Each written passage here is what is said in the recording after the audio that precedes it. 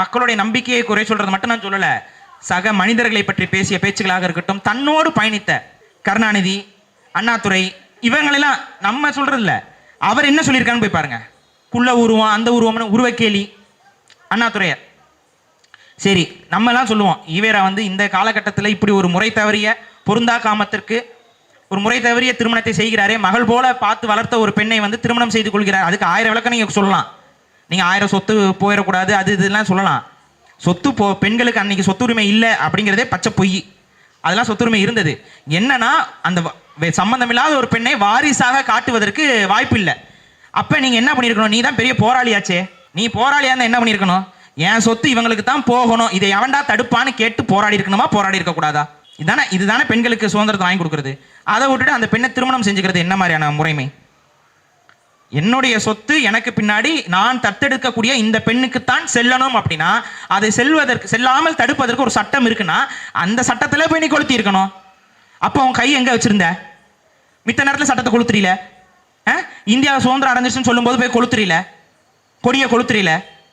அதெல்லாம் கொளுத்த தெரிஞ்சு உனக்கு, தமிழ் போராட்டத்துக்கு போராடணும்னு சொல்லும்போது தீப்பந்தத்தை கையில் கொடுத்து எரியணையை கொடுக்க தெரிஞ்சு உனக்கு, பெண்களுக்கு சொத்துரிமை போகாதுன்னு ஒரு சட்டம் இருக்குன்னா அந்த சட்டத்தை எதிர்த்து இந்த சட்டத்தை கொளுத்திருக்கணும். நீ கொளுத்திருக்கணும்ல. அப்ப கொளுத்தாம விட்டுப்புட்டு கல்யாணம் பண்ணுவான். இது சரி, கல்யாணம் பண்றீங்க, பகுத்தறிவு கல்யாணம் எதற்கு மாலை? பகுத்தறிவு கல்யாணத்திற்கு எதற்கு மாலை? சொத்து பரிவர்த்தனை செய்வதற்கு எதற்குங்க மாலை? அதற்கப்புறம் அண்ணாதுரை ஒன்று சொல்லியிருக்காரு. கல்யாணம் முடிச்ச கையோட ஒரு இடத்துக்கு அவங்க போனாங்க. இதை நான் சொல்ல விரும்பலை, சொன்னா திமுக அரசு வழக்கு போட்டுரும். அண்ணாதுரையோட கட்டுரை எடுத்து படிங்க. அவங்க ஏதோ ஒரு மலை தொடர்ச்சி பகுதிக்கு போயிட்டு வந்தாங்க. அவங்க எங்க போனாங்கன்னு அண்ணாதுரை எழுதியிருக்காரு, நாம சொல்லல, அண்ணாதுரை எழுதியிருக்காரு. கை செண்டு எதுக்கு?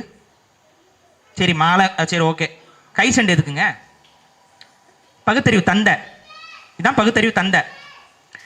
இத்தகைய முரண்கள் ஒரு போராட்டத்தை செஞ்சு என்னுடைய சொத்து இவங்களுக்கு தான் போகும்னு செய்யறதுக்கு துப்பில்லாத நபர் ஒரு பெண்ணை திருமணம் செய்வது அந்த பெண்ணுக்கு எவ்வளவு பெரிய இழுக்கை ஏற்படுத்தும், தன்னுடைய பேருக்கும் எவ்வளவு பெரிய இழுக்கை ஏற்படுத்தும், ஒரு இயக்கத்தை கட்டமைச்சிருக்கும், அந்த இயக்கத்தை சார்ந்த மடையர்களுக்கு எத்தகைய பேரை ஏற்படுத்தும், இதெல்லாத்தையும் எந்தவித கவலையும் இல்லாமல் ராஜாஜி என்ற ஒரு பிராமணர்கிட்ட போய் கேட்டாராம். அவர் சொன்னாராம் கல்யாணம் பண்ணிக்கோங்கன்னு சொன்னாராம். வழிமுறை அவர் ராஜாஜி சொன்னாராம், அதன் அடிப்படையில் அவர் கல்யாணம் பண்ணிட்டாராம்.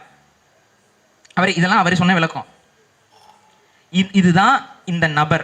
இத்தகைய விஷயங்கள் எல்லாத்தையும் ஒவ்வொன்றாக ஐயா வந்து பொறுமையா இந்த நூல்ல கேள்வி பதில்களா இதை வந்து திராவிடர்களோட அவர் பாவம் ஐயா வந்து பல சண்டைகள் நீங்க போட்டிருக்கீங்கிறது உங்களோட வேதனையான அந்த பதிவுகள்ல தெரியுது. பல திராவிட இயக்கத்தவர்களோட போய் சண்டை போட்டிருக்காரு.